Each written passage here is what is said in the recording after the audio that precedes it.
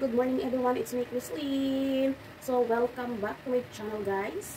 So, for today's video, dumating na yung first time na in-order. Kaya, for today's video, syempre, magsusukat tayo, mag-try on haul tayo ng aking in-order now.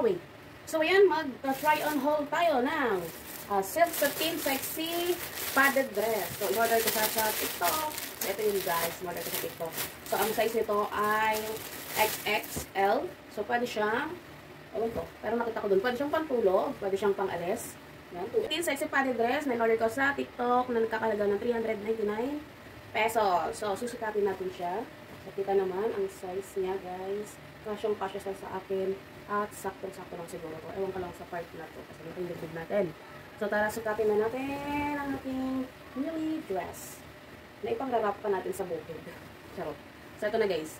Samahan niyo ako mag-try on haul. Ang buntis. So, para sa akin, so meron siyang ditong parang, ano ba to? Ang kapal ng niya dito, foam. And then, maluwag yung banda niya rito. So, masyado yatang masikip yung, malaki yung akin na order. Pangit niya. Charot. So, with my newly dressed na ang pangit ng part dito. So, yun lang, guys. Thank you for watching here in my channel. So, quick try on haul lang to. So, don't forget to subscribe. Hit the bell for notification para sa akin mga new video like this. Thank you so much.